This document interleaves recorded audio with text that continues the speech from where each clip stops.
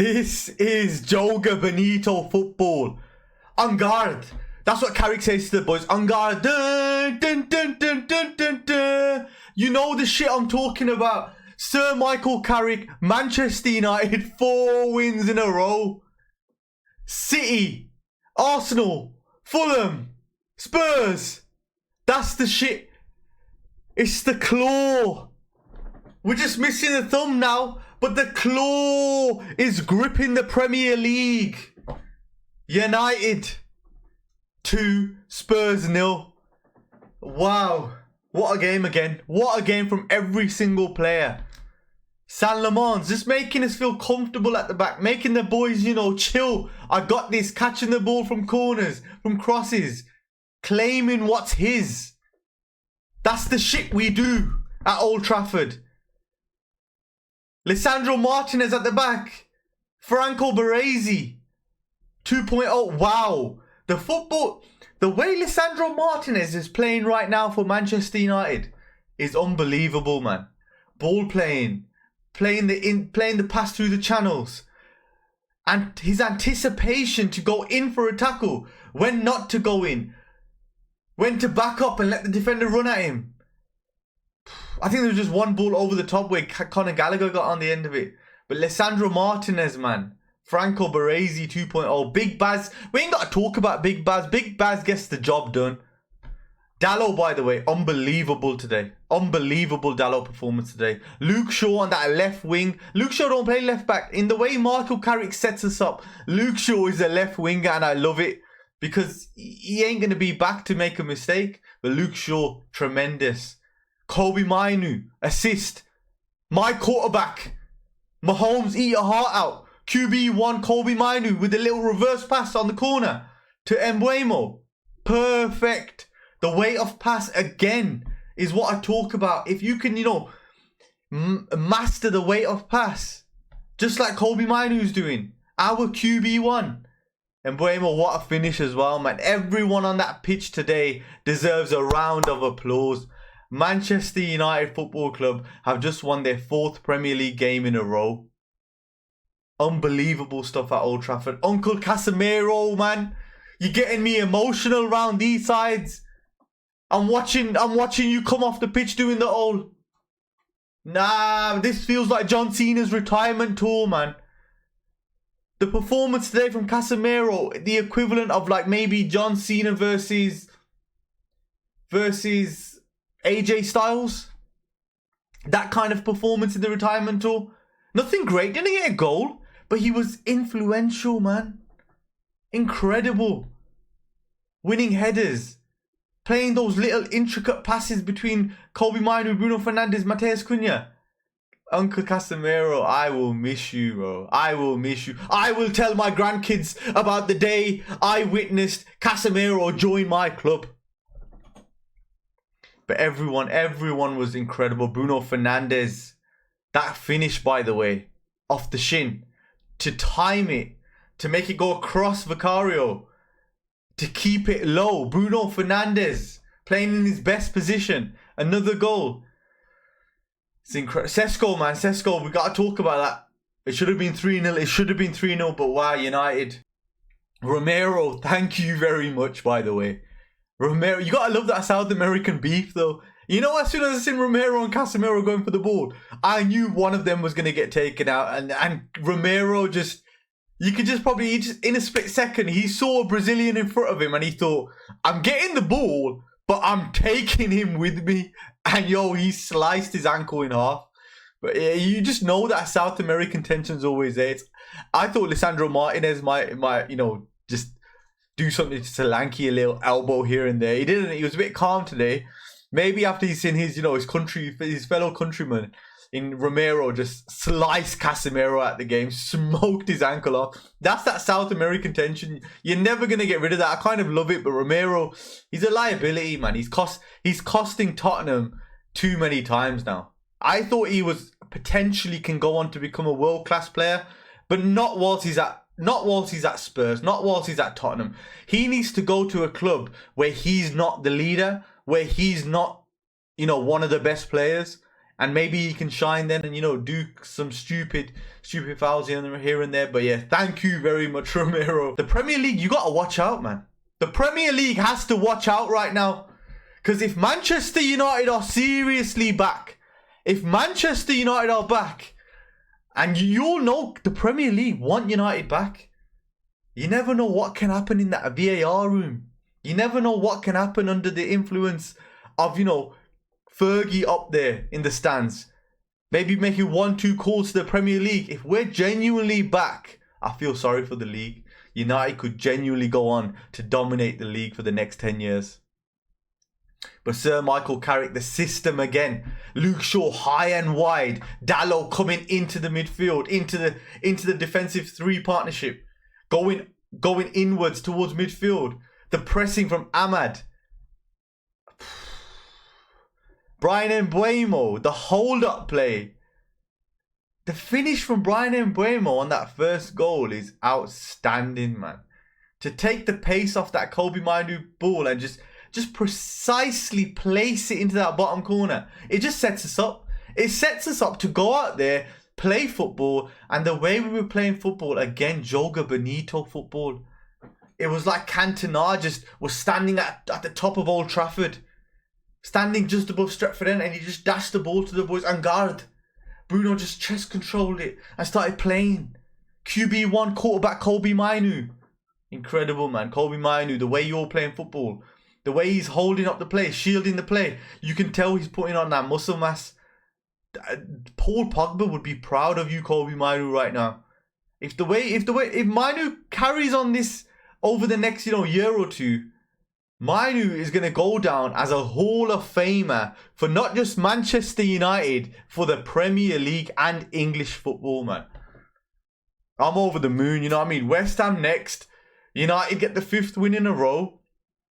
Yo, uncomfortable conversations, but Arsenal fans, City fans, or Aston Villa fans, if we sack that little scumbag, that fake Moncler wearing ass bum, in maybe October, November, after Grimsby, we'd be in the title race. We'd be knocking on the door.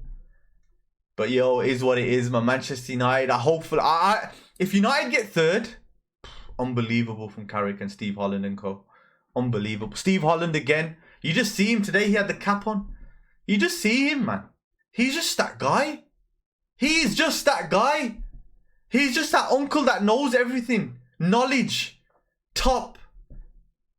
Experience. All that know-how that he's, you know, gained over his last 10, 20 years in football. Just passing it down to Michael Carrick. And Michael Carrick, by the way, Richard Milley. My manager now wears a Richard Milley on the wrist, bruv.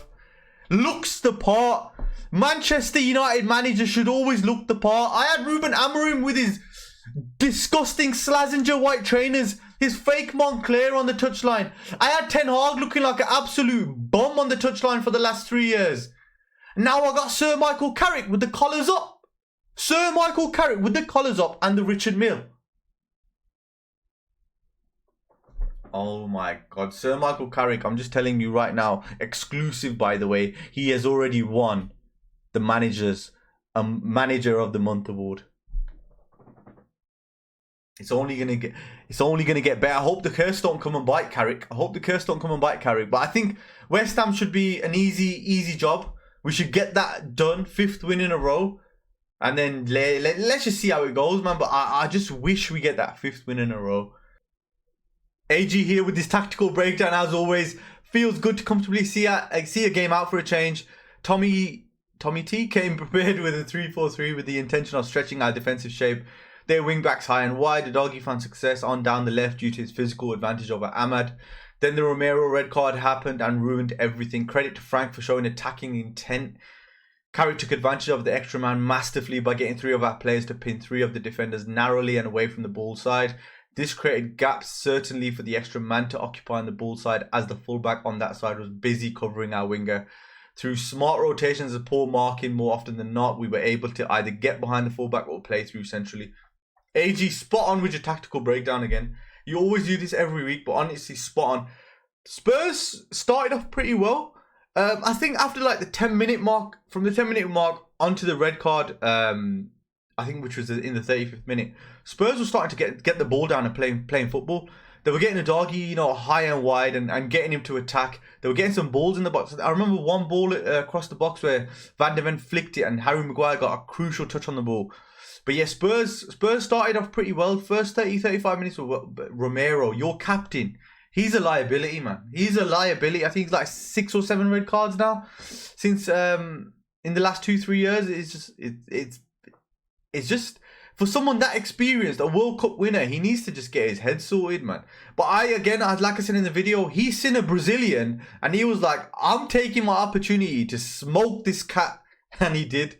But yeah, I like your breakdown. But Luke Shaw, this high and wide Luke Shaw allows Dalot to come into midfield and start playing. Do you remember Dalot's positioning under Ten Hag? He's actually getting a bit more freedom. When Luke Shaw's pushing left wing, Cunha is then given more of a freedom role, because I don't think Cunha's a left winger anyhow. But Cunha is now given that freedom to go out and play. And that's what a Brazilian like Cunha needs. That's what a maverick like Cunha needs, man. Freedom, and we're giving it him.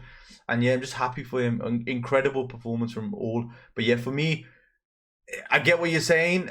We took advantage of the extra man by getting 3 of our players to pin 3 of the defenders. Exactly. So the 3 were Cunha, Mbeumo, Ahmad.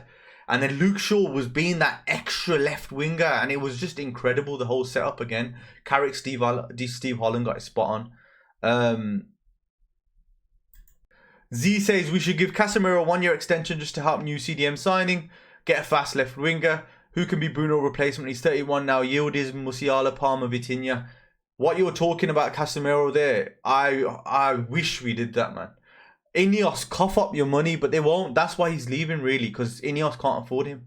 But Casemiro, we need senior pros in that dressing room at United. For the next 5-6 years, as we develop now and hopefully challenge for the league, we need senior pros to take us over the line. And Casemiro, he's the ultimate one, and we're losing him in the summer. Get a fast left winger. Personally, I think United should be getting Rafael Leao. Get him out of Milan. Get that smiley face at Old Trafford and get him on the left side. Who can be Bruno's replacement? He's 31, yeah. Personally, I think Bruno... It's hard to say, man. I got a feeling Bruno stays for one more summer at least. If Carrick gets the job, I think Bruno stays. Because it looks like he's loving playing under Michael Carrick. Who would be his replacement? I think Cole Palmer's a big shout. I think something is going on in the background at Chelsea, and I think Cole Palmer is a big shout to join United. So let's see how that pans out. Next one we've got here is from Obi. Bruno talk again. Obi says Bruno has to retire here, man. I get your point. Bruno Fernandes, his passion for the game, his passion for the club, his love towards the fans.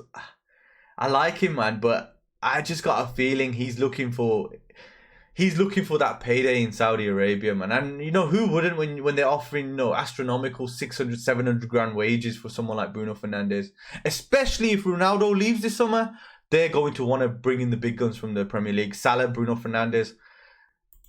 Next one here from United Blood. Newcastle and Chelsea away is where I see the real challenge. Spot on. I spoke about the Fulham game being something I was really looking forward to. Spurs not so much, because Spurs they crumble quite easily, and we've seen that with the Romero red card. Fulham, Marco Silva, the way he sets his team up, he's got that know-how, that experience. He's been there longer than Thomas Frank has been at Spurs. So I was more concerned about the Fulham game, but Newcastle, especially Newcastle away, will be a challenge. Newcastle away is always Newcastle versus Man United at St James's Park.